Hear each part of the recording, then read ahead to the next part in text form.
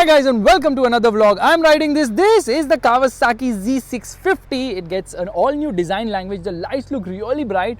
Okay, we've got 4 LEDs on the top. This is for the high beam and the DRLs. You can see them lower. This bike looks really very aggressive. It says Z right there, but it only comes in one paint shade. That is this green black mix. Alright, 300 mm petal discs at the front. Dual disc. Yes, that's right. 120 section front tire. Okay, you see the forks? Well, these are regular forks. It doesn't get upside down forks. From the side, you can see the design of the motorcycle looks really very aggressive, looks very nice. In fact, it's inspired from bigger Kawasaki motorcycles and you can feel a bit of the H2 in here as well. Alright, it gets a trellis frame. Yep, the frame has been updated. Underbelly exhaust, aluminium swing arm, and the rear tire is a 160 section, 220 mm rear disc. Yep, Nissin calipers on this motorcycle. I love these pinstripes, the green colored ones. Look really very nice. The design is really very aggressive. The only eyesore on this beautiful looking motorcycle are these halogen indicators. It should have got LEDs for sure, and of course the sari guard is also not that great looking. Okay, the Z shaped or the Z shaped LED brake light also looks nice. These are the grab rails, very much functional. Pillion seat is now wider and bigger and harder as well. Meanwhile, the rider seat is soft, which is a good thing, but too soft for long rides probably. Okay, this sari guard is a barbecue grill for sure. And every angle you look at this motorcycle, it just looks super duper attractive. 15-liter fuel tank on this motorcycle, and the switchgear quality is nice. It gets a hazard light switch. This is obviously for low beam and high beam. This is the pass light switch. This is the horn indicator, engine kill switch, and this is the starter button. It gets adjustable levers. Both the levers are adjustable. Yes, that's right. You can adjust the levers. The mirrors, we will talk about them when riding this motorcycle. It gets a rather small TFT instrument cluster, which although good to see when you're riding the motorcycle, when you come close you're like, okay, there are some pixels here. It's very easy to use. It has a wide backlight, of course. Gear position indicator, tachometer, speedometer, fuel indicator. It's showing you the odometer, which you can actually browse through this button with twin trip meters. Meanwhile, over here is the clock, which is showing the wrong time. This is the engine temperature, and you can actually browse through this. So real time fuel economy is saying 18.7 kilometers per liter.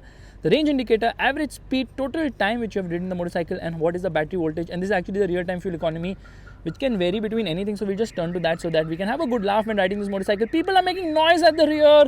Okay, what's with the alarm? Anyways, this is a very attractive looking motorcycle for sure. I like the design. I didn't like the Z650 earlier, but this one, oh my god, looks super duper awesome. So let's do one thing. Okay, these indicators are such an eyesore. Let's turn on this motorcycle right away. Here we go. Now once on, here are the lights. Okay, can you see? Yup, the high beam looks nice. What you're going to do is we are going to rev the nuts out of this machine to hear how it sounds. Here we go.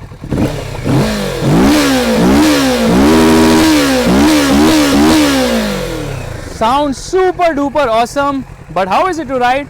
Well, I love this side view of this bike. Let's get going. Alright, let's get going. FCAL gloves on, jacket on, everything on, pants on, shoes on. What am I talking? When you turn on the motorcycle, it says Kawasaki right there, and the motorcycle rose to life. Now let me tell you one thing which I did not tell you earlier, that this actually gets a Rideology app. Yeah, it's got Bluetooth connectivity, which is kind of useless because yeah, you can't use your phone with it, you can't use navigation either.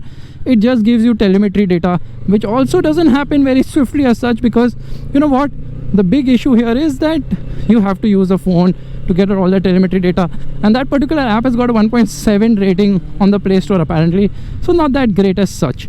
But hey, there's a lot to like about the way this motorcycle rides. First and foremost, this bike does not get upside down forks, it gets telescopic forks. It's kind of weird and awkward at this price point, but the mid-range is so stupendous that even Kawasaki knows the same. That's the reason they have given a slight gapping here. Horn is a bit meek as such, but the engine is so tractable now that I'm riding in 4th gear at 40 kilometers per hour. It just tracks ahead effortlessly. Why is it so tractable? Because of a stupendous low-end grunt. And of course the seat height is also on the lower side. 790 mm is the seat height of this motorcycle, which means it's comfortable for short riders, and me being a tall rider, it's comfortable for me as well. And you know what, I can lock my leg to the tank side, which makes it very comfortable to ride this motorcycle. But the handlebar is on the lighter side. It's a wide handlebar, it's a straight handlebar as well. Okay, around the corners you can see it inspires a lot of confidence, but I can pick up this motorcycle in higher gear without any issue. It doesn't get any sort of electronics other than ABS. It's a dual channel ABS unit, very sensitive, oversensitive. Okay, it kicks in way early, so it's actually obtrusive. Shouldn't be that way. Now I don't have to pull this motorcycle hard and fast because it just pulls, and it pulls so effortlessly and nicely. The suspension is on the softer side. You know what, the front suspension can be adjusted, but since it's a telescopic unit, that's of not much use as such. However, the rear is a monoshock which can be adjusted in almost 18 ways, and that is the Lexus which I was driving, with Dhanil is driving right now. I was saying riding because he was riding this motorcycle. We have swapped roles for the day. Get into a low gear, into second gear. Okay, heating is there, but much better curtailed because this is open. A motorcycle is a naked motorcycle. It is the Street Fighter version of the Kawasaki Ninja 650. The Ninja 650 is a very likable motorcycle, one of my personal favorites because of the way it performs. It's comfy. This is also very comfy. Okay, should I just send it? Yes, Faisal, you can send it. I love how the front wants to lift every time you try to get hard into the gas, because that is a level of grunt on offer. Okay, it's a fast motorcycle. Gearbox is very smooth shifting. It's ironically very smooth shifting. I like that for sure. And off we go. So you see, motor feels nice, but first gear it did 68. Are you freaking kidding me? Second gear it gets past 100 kilometers per hour, but the front end feels very light somehow. Okay, I can feel a lot of the vibes on the foot pegs, of course, on my seat as well, on the side panels too, on the handlebar. Everywhere there are so many vibes on this motorcycle. Why so surprising, considering this is a parallel twin unit? Yeah, this is a parallel twin unit. It's a 649cc liquid cooled parallel twin unit which produces 68 horsepower, which is the same as before. However, torque output is down by 1.7 newton meters. It makes 64 newton meters of torque. You can't feel the reduction due to BS6 emission norms because it has so much punch, and especially the exhaust note is fantastic for this motorcycle. I mean, it feels very grunty throughout the rev range. Even lower down, it feels so nice and loud.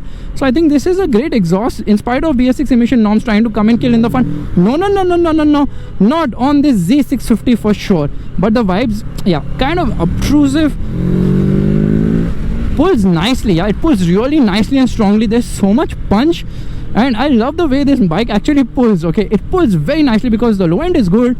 The mid range is stupendous, between 4 to 8,000 RPM. It absolutely goes bonkers and pulls super strongly as well. But in the top end, it's not that, you know, aggressive, which means that you can actually ride in the top end without getting scared silly, because the performance in the top end is super duper relaxed in that sense. Okay, there's a Mahindra Thar right in front of us. That's a convertible version, I believe. Okay, it's a soft top. Not all soft tops are convertibles, Faisal, and vice versa. Mirrors are actually kind of useless. Can't see much of what's around.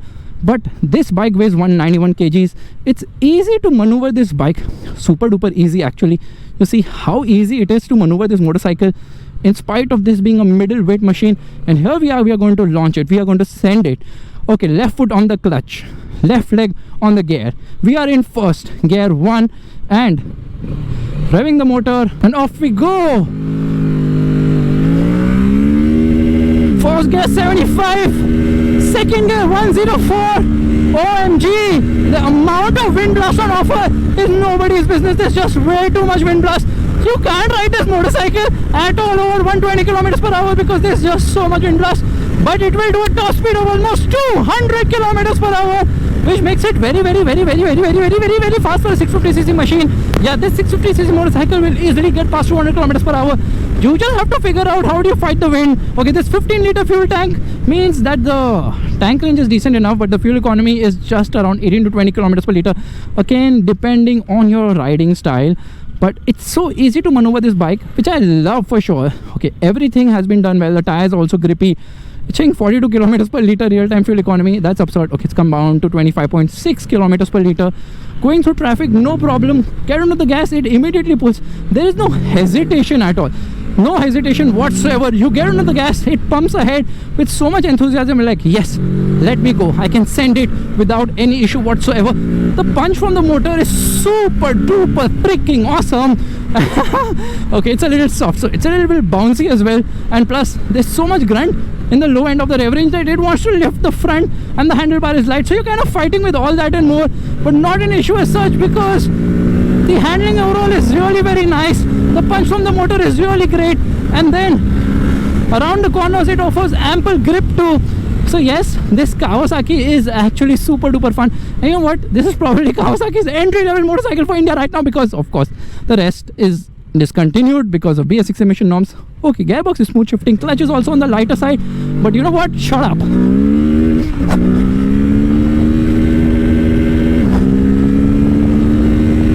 Let me be honest, slipper clutch doesn't work that great.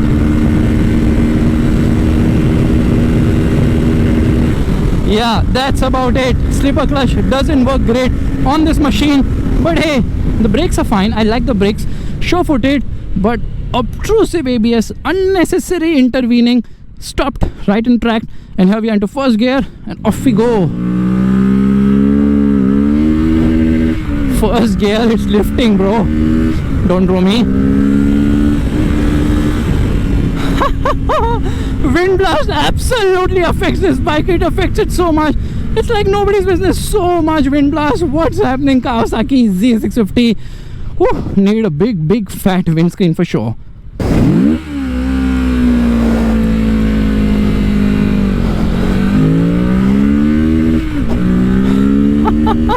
Every time you upshift, I'm like, whoa, whoa, whoa. So this Kawasaki Z650 is priced at rupees 7 lakhs on road Mumbai. But would you buy one? Probably not, because I am the person who loves the Ninja 650 so much that I paid 33,000 extra for the Ninja 650 and get that because both are the same bikes. This one and that one, rather both of them, are equally fast as well. I would honestly just choose the Ninja 650 over the Z650 any day, every day, just for the way it looks. Taking a U-turn is also very easy because you never feel the weight of this bike. That's how well sorted it is. But you know what, you can slide it because of the grunt it has to offer. Gearing is so tall. Red line's at around 10,000 RPM. Yeah, but you know what, around the red line it is vibrating like crazy. Everywhere you can feel the vibes. 10,000 RPM and it's like, enough I've had. Chill down, get me in the mid-range, but the mid-range is lip smacking, ticking, awesome. It's so good, and I hate getting a green signal because I can't launch it from scratch. Yeah, here we go, second gear, no problem. So guys, this is my vlog of the Kawasaki Z650.